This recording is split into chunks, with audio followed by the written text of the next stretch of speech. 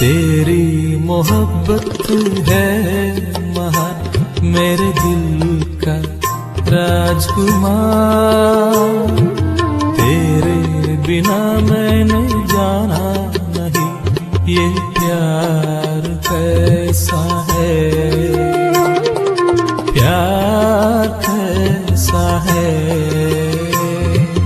तेरी मोहब्बत है महान मेरे दिल का राजकुमार। तेरे बिना मैंने जाना नहीं ये प्यार कैसा है, प्यार कैसा है। परमेश्वर के धन्य नाम की महिमा हो। आज के आराधनात्मक मनन की और आप सभी को बड़े विनम्रता के साथ स्वागत करता हूं। आइए आज के मनन के लिए हम पढ़ते हैं कुरिन्थियों की दूसरी पत्री अध्याय 9 आयत 15। परमेश्वर का उसके उस दान के लिए जो वर्णन से बाहर है धन्यवाद। कटिहार के लोगोस इंस्टीट्यूट में मैं इन दिनों में कुरिन्थियों के लिए भेजी गई दोनों पत्रियों को सिखा रहा। कल शनिवार को मैं विद्यार्थियों को 9वां अध्याय सिखा रहा। तब मुझे इच्छा हुई कि इसकी 15वीं पद से आज का आराधनात्मक मनन तैयार करना है। पवित्र लोगों के अर्थात जरूरतमंद मसीहियों के आवश्यकताओं में उनकी सहायता करने के लिए प्रत्येक सप्ताह का पहला दिन इकट्ठा करने के क्षमता के बारे में पौलुस इस अध्याय में विश्वासियों को समझा रहा है। दूसरा कुरिन्थियों अध्याय 9 पद 1 और 12 पढ़िएगा। कुरिन्थियों की पत्रियों का अध्ययन करने वालों को यह समझने में कठिनाई नहीं होगी कि दूसरा कुरिन्थियों के 8 एवं 9 अध्यायों में उसी विषय की चर्चा है जो हम पहला कुरिन्थियों अध्याय 16 की 1 से 3 तक के भाग में भी देखते हैं। पौलुस इन दोनों भागों में विश्वासियों से आग्रह करता है कि वे सप्ताह के पहले दिन में अर्थात रोटी तोड़ने के लिए जिस सभा में हम इकट्ठे होते हैं प्रेरितों के काम 20 की 7 जरूरतमंद विश्वासियों की मदद के लिए चंदा इकट्ठा करें। पहला कुरिन्थियों 16 की 1 में हम देखते हैं कि यह आदेश पौलुस केवल कुरिन्थ की कलीसिया को ही नहीं बल्कि गलातिया की कलीसिया को भी दिए हुए थे। अर्थात ये कार्य प्रत्येक स्थानीय कलीसिया में प्रत्येक सप्ताह के पहला दिन निर्वाह करने की एक सेवकाई है। पहला कुरिन्थियों अध्याय 16 की 1 और 2 पढ़िएगा।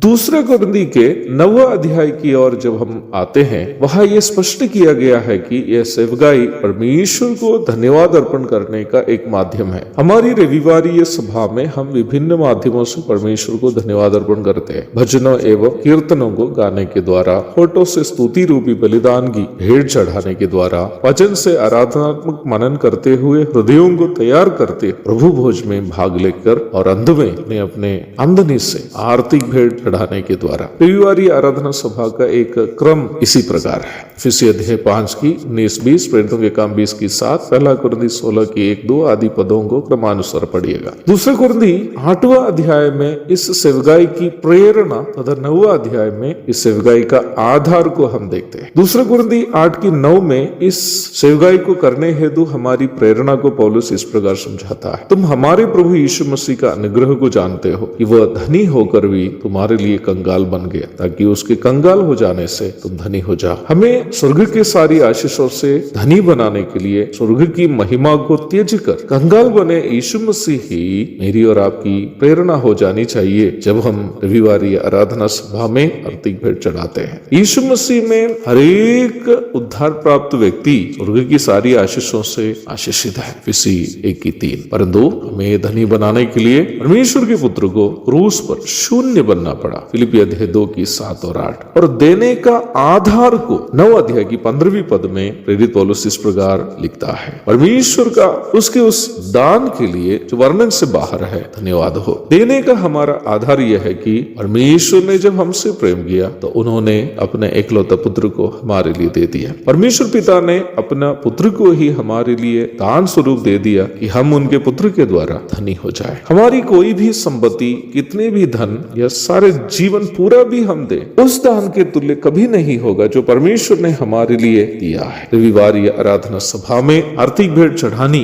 एक विकल्प नहीं है, इट्स नॉट एन ऑप्शन, बल्कि प्रत्येक विश्वासी का दायित्व है। परमेश्वर का वचन ऐसे करने के लिए हमें आदेश देता है और उसे चढ़ाते वक्त हमारी प्रेरणा परमेश्वर का उस दान होना चाहिए जो उन्होंने हमारे लिए दे दिया। और यह दान ना ही कोई संस्था की कमाई है, ना ही अगुओं का वेतन है। ये पवित्र लोगों की, जिसमें प्रभु की सेवा करने वालों से लेकर जरूरतमंद विश्वासी तक शामिल है, जो बीमार हो या कोई अन्य गंभीर समस्या से परेशान हो, उनकी आवश्यकताओं में उनकी मदद के लिए इसे उपयोग कर सकते हैं। किसको देना है ये फैसला स्थानीय कलीसिया के प्राचीन लोग ले सकते हैं। प्रेरितों के काम 11:30। और वचन हमें सिखाता है कि यह धन जब जरूरतमंदों के हाथों में पहुंचता है, जरूरतमंद विश्वासियों के हाथों में पहुंचता है, उनके द्वारा भी परमेश्वर का धन्यवाद अर्पण होता है। 2 कुरिन्थी 9:12। आइए परमेश्वर का उस अवर्णनीय दान जो प्रभु यीशु मसीह है याद करते हुए उनकी आराधना हम करेंगे। उनके पवित्र नाम की महिमा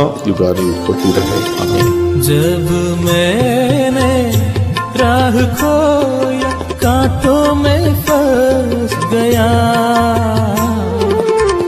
जब मैंने राह खोया, कांटों में फंस गया,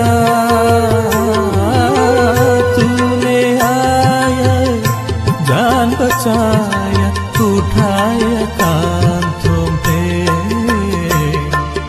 लेके चल गया।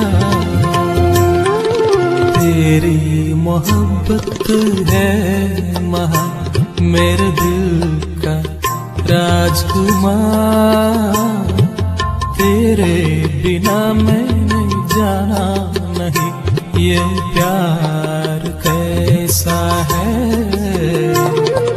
प्यार कैसा है। तेरी मोहब्बत है महान, मेरे दिल का राजकुमार, तेरे बिना मैं जाना नहीं ये प्यार कैसा है।